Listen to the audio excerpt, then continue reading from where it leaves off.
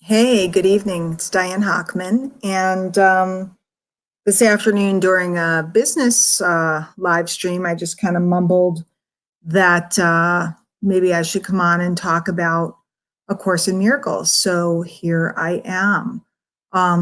If you're not familiar, and I should have brought up the hardcover, I just have my Kindle version on the phone here. I'm going to give an overview and I'm going to start the workbook tomorrow. If you're not familiar, the whole premise behind A Course in Miracles is that a miracle is your being able to see something or perceive something differently.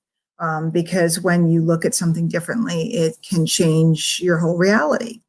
And I found this book many years ago and have found it to be very comforting.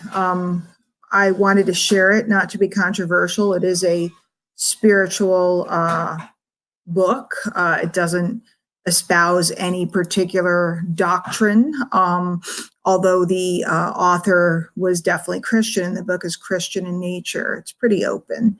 Marianne Williamson is probably the most famous presidential candidate. Is she still in the race? I don't even know. Most famous teacher from the book. And my intention with these videos is not to try to teach anything. It's not my place to teach this. I'm working through it again.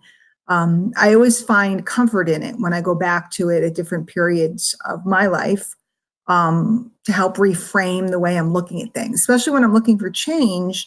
I have to reframe. I need a miracle. I have to reframe the way I'm seeing stuff. So in these videos, I will do the daily lesson. I'll kind of read it aloud and just talk about my feelings about it.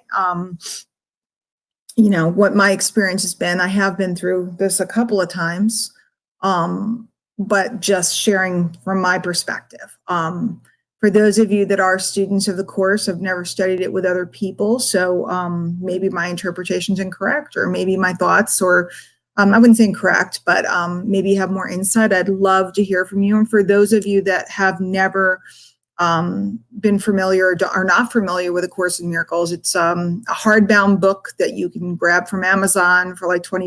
You can get it on Kindle, but I think everybody should have a hard copy if you're going to study it. And then I like the Kindle because I can lay in bed and look at it or whatever. These videos will be pretty raw. Like right now I'm sitting here in my cami and, my bra strap's hanging out.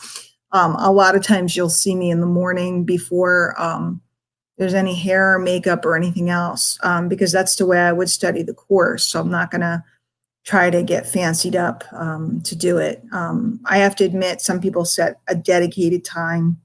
And maybe this time around I will, but I generally just pick it up sometime during the day. When you're doing the workbook lessons, they specify, how many times you're supposed to practice something throughout the day. So I'm just going to give you guys a video at the moment that I'm reading the lesson.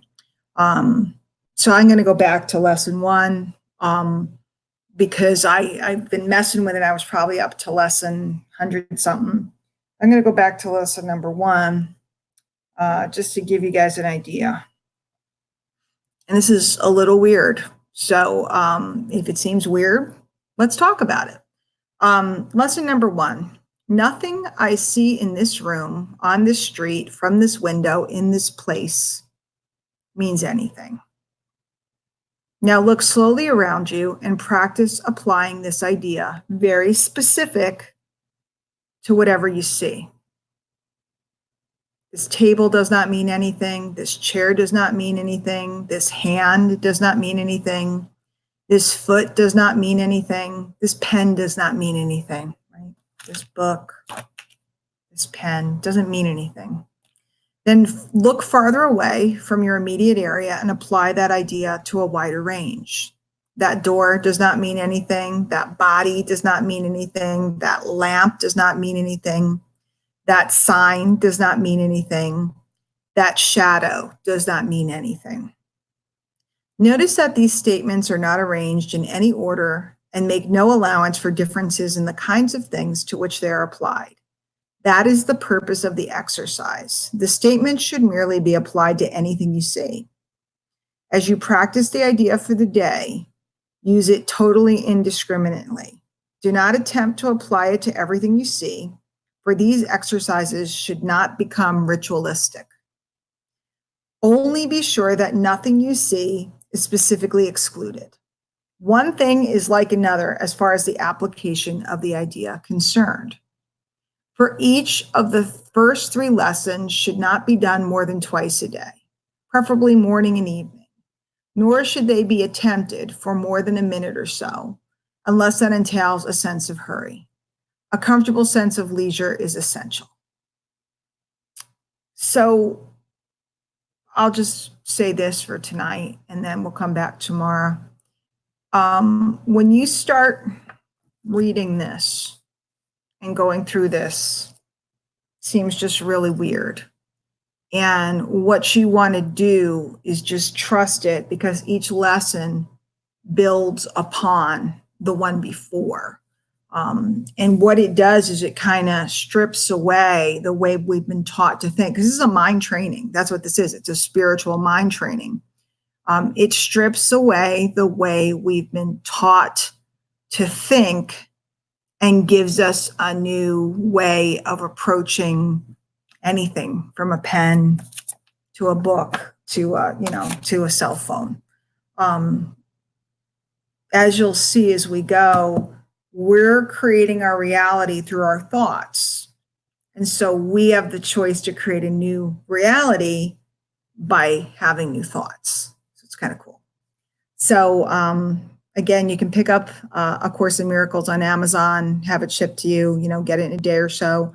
You can download it on Kindle. I think you might be able to Google and find some free downloads of it as well, although it's a lot. So you got to decide, if it's going to work out for you. But it's a very, very neat process of going through and changing the way you see the things around you and what's happening to you. And I've used this, again, through periods of turmoil. I've used it through periods of joy.